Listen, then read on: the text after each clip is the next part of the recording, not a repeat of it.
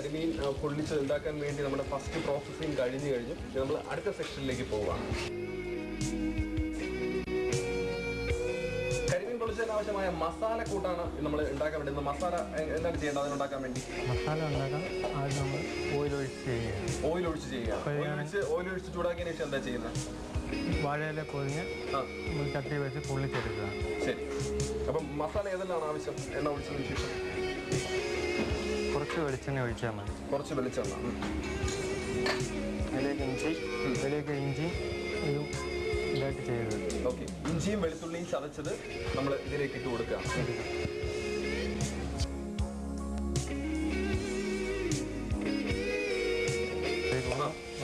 വരുമ്പോഴേക്കും ചെറിയ ഉള്ളി അതിലേക്ക് ചേർക്കും.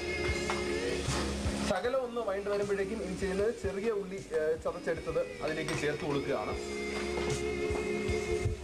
ഇനി നന്നായിട്ടൊന്ന് രണ്ട് മിക്സ് ചെയ്തെടുക്കണം അല്ലേ?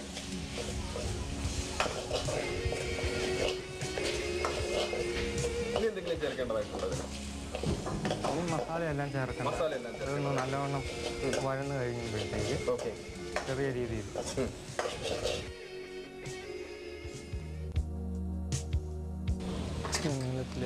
ഇഞ്ചി. ഓക്കെ. ഇഞ്ചി ചെറുതായി അരിഞ്ഞെടുത്തത് ഇതിലേക്ക് ചേർക്കുകയാണ്. എന്നിട്ട് അതും നന്നായിട്ടൊന്ന് മിക്സ് ചെയ്തെടുക്കുക. ഇനി നമ്മൾ ചേർക്കാൻ പോകുന്ന ഇവിടുത്തെ സ്പെഷ്യൽ ആയിട്ടുള്ള മസാല നേരത്തെ പറഞ്ഞു കഴിഞ്ഞാൽ അതുകൊണ്ട് ഒന്നുകൂടി ഞാൻ പറയേണ്ട ആവശ്യമില്ല അല്ലേ? അപ്പൊ ഇവിടുത്തെ സ്പെഷ്യൽ ആയിട്ടുള്ള മസാല നമ്മൾ ഇതിലേക്ക് ചേർക്കുകയാണ്. ഇത് എത്ര ഇടേണ്ടി വരും? ഒരു കാൽ സ്പൂൺ. ഓക്കെ.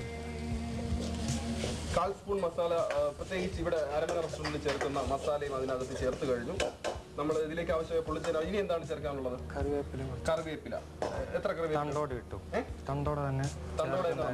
എത്ര തണ്ട് ഇടേണ്ടി വരും? 2-3 ഓക്കെ. കറിവേപ്പില അതിലേക്ക് ചേർത്ത് കറിവേപ്പില ചേർത്തപ്പോഴും നമ്മൾ സെപ്പറേറ്റ് ആയിരുന്നു എടുത്തത്. തണ്ടോടെ തന്നെയാണ് നമ്മൾ കറിവേപ്പില അതിൽ ചേർത്തത്. ഇനി എന്തെങ്കിലും? പച്ചമുളക് 2 കീറിയത് നേരത്തെ ആവശ്യമാണെന്ന് പറഞ്ഞു. എത്ര പച്ചമുളക് വേണ്ടി വരും? 2-3 പച്ചമുളക് നമുക്ക് അതിലേക്ക് ഇട്ട് കൊടുക്കാം.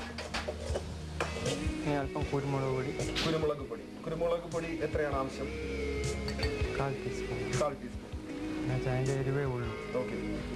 നമ്മളിതിന് മുളക് പൊടി ചേർക്കുന്നുണ്ടല്ലോ. വളരെ കുറച്ചായിട്ട് മാത്രമേ ചേർക്കുന്നുള്ളൂ. മഞ്ഞപ്പൊടി. ഓക്കെ. ഇതിലേക്ക് ശകലം മഞ്ഞപ്പൊടി ചേർക്കണം. കുറച്ചുകൂടി മഞ്ഞപ്പൊടി ആവശ്യം. മതിയാവും. ഇനി മുളക് പൊടി ചേർക്കേണ്ടതായിട്ടുണ്ടോ? ചെറുതായിട്ട്. എത്ര? ഒരു 1/4 ടീസ്പൂൺ. ഇത്ര മതിയാവും. ശരി. കുറച്ച് മുളക് പൊടി നമ്മൾ ചേർക്കുന്നു.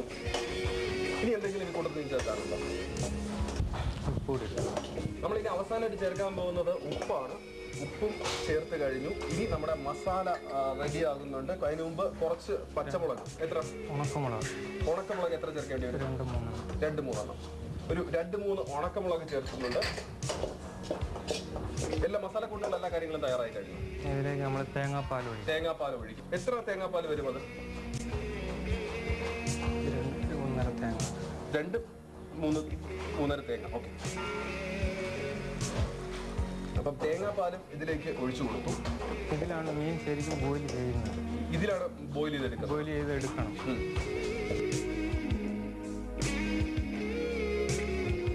നമ്മുടെ മസാലക്കൂട്ട് തയ്യാറായി കഴിഞ്ഞു. അപ്പോൾ ഇനി മസാലക്കൂട്ടിൽ അവസാനമായിട്ട് ചേർക്കാനുള്ള എന്താണ് ചേർക്കാനുള്ള ടിച്ചോ? കുടംപുളിയും വാളംപുളിയും കൂടി മിക്സ് ചെയ്ത വെള്ളം. ഓക്കെ. കുടംപുളിയും വാളംപുളിയും കൂടി മിക്സ് ചെയ്ത വെള്ളം, നമ്മുടെ പുളിവെള്ളം ഇവിടെ തയ്യാറായി കഴിഞ്ഞു. അത് ഇതിലേക്ക് ചേർക്കേണ്ടതായിട്ടുണ്ട്. അപ്പൊ എത്രയാണ് ചേർക്കേണ്ടത്? ഒരു 1/2 ടീസ്പൂണോളം. കേട്ടെ. കുടംപുളിയും വാളംപുളിയും കൂടി മിക്സ് ചെയ്ത വെള്ളമാണ്, പുളിവെള്ളമാണ് നമ്മൾ അവസാനമായിട്ട് ചേർത്തത്. അപ്പൊ നമ്മുടെ മസാലക്കൂട്ട് തയ്യാറായി കഴിഞ്ഞല്ലോ. മസാലക്കൂട്ടിന് നമ്മൾ വേറൊരു പ്ലേറ്റിലേക്ക് മാറ്റി നമ്മൾ മസാല അതിലേക്ക് മിക്സ് ചെയ്ത് വെക്കാൻ വേണ്ടി പോവാണ്. അപ്പൊ നമുക്ക് ഈ മസാല മാറ്റാം.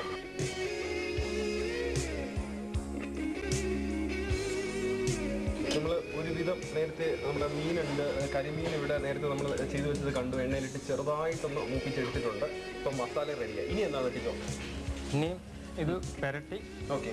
നമ്മൾ മീനിലേക്ക് പെരട്ടി വെക്കുകയാണ്. പെരട്ടി ഇല പൊതിഞ്ഞ് പൊള്ളിച്ചെടുക്കുകയാണ്. അപ്പൊ ഈ മസാല നമ്മൾ മീനിൽ പെരട്ടി ഇലയിൽ പൊതിഞ്ഞിട്ട് നമ്മൾ പൊള്ളിച്ചെടുക്കാൻ വേണ്ടി പോവാണ്. അപ്പൊ ഇത് എങ്ങനെയാണ് പെരട്ടുന്നതെന്നും ഫുള്ള് പെരട്ടുന്നതെന്നും ഇലയിൽ എങ്ങനെയാണ് മടക്കി വെക്കുന്നതെന്നൊക്കെ ടീച്ചർ നമുക്ക് കാണിച്ചു തരും.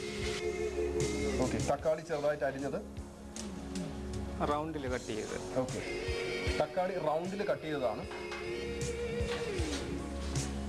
ഇപ്പം കൊച്ചുള്ളി, ചെറിയ ഉള്ളി. അതിങ്ങനെ നടുക്കാണോ വയ്ക്കുന്നത്? ശരി. ഇതെന്താണ്? ഇതിൽ കറിവേപ്പില, പിന്നെ ഇതെന്താണ് മിക്സ് ചെയ്ത് വെച്ചിരിക്കുന്നത്? തേങ്ങാപ്പാല്, ചെറിയ ഉള്ളി, പിന്നെ കറിവേപ്പില, അല്പം വെളിച്ചെണ്ണ.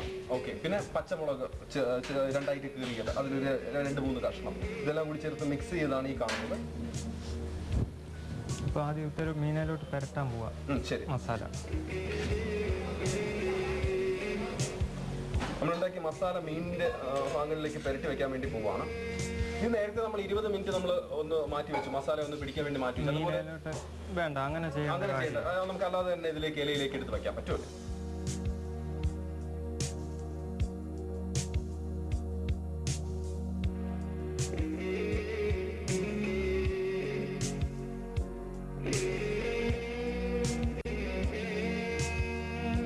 തേങ്ങാപ്പാല്, വെളിച്ചെണ്ണ, ചെറിയ ഉള്ളി, കറിവേപ്പില, അതുപോലെ തന്നെ പച്ചമുളക് രണ്ടായിട്ട് കീറിയത്, വെളിച്ചെണ്ണ എല്ലാം കൂടി മിക്സ് ചെയ്ത് ഇതിന്റെ മുകളിലേക്ക് നമ്മൾ വെച്ച് കൊടുക്കുകയാണ്.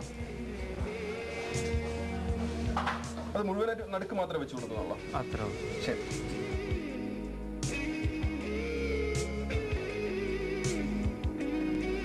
ഇതിൽ നമ്മൾ എണ്ണ ഒഴിച്ചു കൊടുക്കണം. വാഴയില വെച്ചിട്ട് എണ്ണ വല്ല ഒഴിച്ചു കൊടുക്കേണ്ട ആവശ്യമുണ്ടോ? ശകല എണ്ണ ഒഴിച്ചു കൊടുക്കും. വാഴയിലയുടെ മണം നമ്മള് ചട്ടിയിൽ ഉണ്ടാക്കാൻ വേണ്ടി പോകുന്നത്. അപ്പൊ 2 വാഴയില വെച്ചിട്ടുണ്ട്. ഒപ്പം വാഴ ഇലയിൽ നമ്മൾ കുറച്ച് വെളിച്ചെണ്ണയാണോ ചേർത്തിരിക്കുന്നത്? അതെ, വെളിച്ചെണ്ണ ചേർത്തിട്ടുണ്ട്.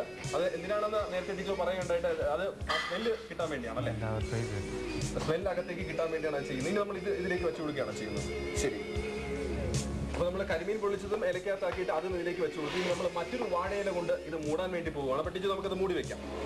അതിന് മുന്നേ അല്പം ശകലം വെള്ളം ഒന്ന് തളിക്കുന്നത് നല്ലതാണ്. ശരി. വെള്ളം ഒഴിച്ചു കൊടുക്കുക. ഇനി വാഴയില വെച്ച് വെച്ചിരുന്നാണ് മൂടുക. ഇനി എന്തെങ്കിലും ചെയ്യേണ്ടതായിട്ടുണ്ടോ? ഇനി ഇത് അടച്ചു വെച്ച് 10 മിനിറ്റോളം ഇരുന്ന് കഴിയുമ്പോൾ മറിച്ചിടണം.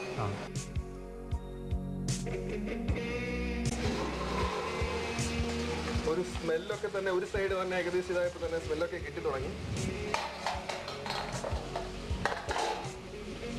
ഈ വാഴയില മാറ്റിയിട്ട് നമ്മൾ മറിച്ചെടുക്കുകയാണോ ചെയ്യുന്നത്? അതെ, മറിച്ചിട്ട് ഇപ്പൊ ഇതിനകത്ത് തന്നെ കിടന്ന് കുക്കിംഗ് ആവും.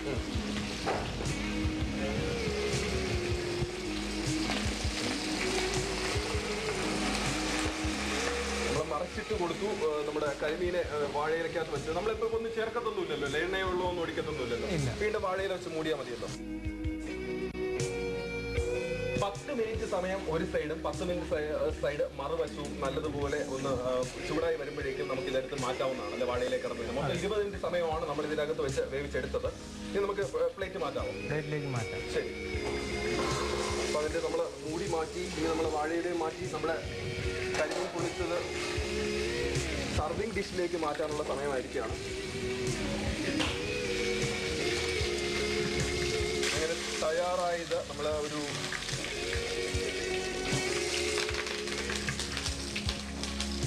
സർവിംഗ് പ്ലേറ്റിലേക്ക് നമ്മൾ മാറ്റി വച്ചിട്ടുണ്ട്. അപ്പൊ ഇനി കരിമീൻ പൊള്ളിച്ചത് നമ്മൾ തുറക്കാൻ പോവാണ്. നമ്മുടെ വാഴയില ഇനി നമ്മുടെ കരിമീൻ പൊള്ളിച്ചതിന്റെ ടേസ്റ്റ് നോക്കാനുള്ള സമയമാണ്. അപ്പോൾ ഇത് എങ്ങനെയാണ് ടേസ്റ്റ് എന്ന് നോക്കാം. പറയുമ്പോഴത്തേക്കുമേ അത്യുഗ്രനായിട്ടുണ്ട്. എനിക്കൊന്ന് ഇവിടുത്തെ ഒരു മസാലയുടെ ടേസ്റ്റ് എല്ലാം കൂടി എത്തുമ്പം ഒരു വ്യത്യസ്തമായ ടേസ്റ്റ് തന്നെ വന്നിട്ടുണ്ട്. അപ്പോൾ ടിജോ, നമുക്ക് അടുത്ത ഐറ്റത്തിലേക്ക് പോകാം ടിജോയിലേക്ക്. പക്ഷെ അതിനു മുമ്പ് ഇവിടുത്തെ മനോഹരമായ ഒരു സ്ഥലം കണ്ടിട്ട് നമുക്ക് ടേസ്റ്റ് ടൈമിലേക്ക് മടങ്ങിയെത്താം.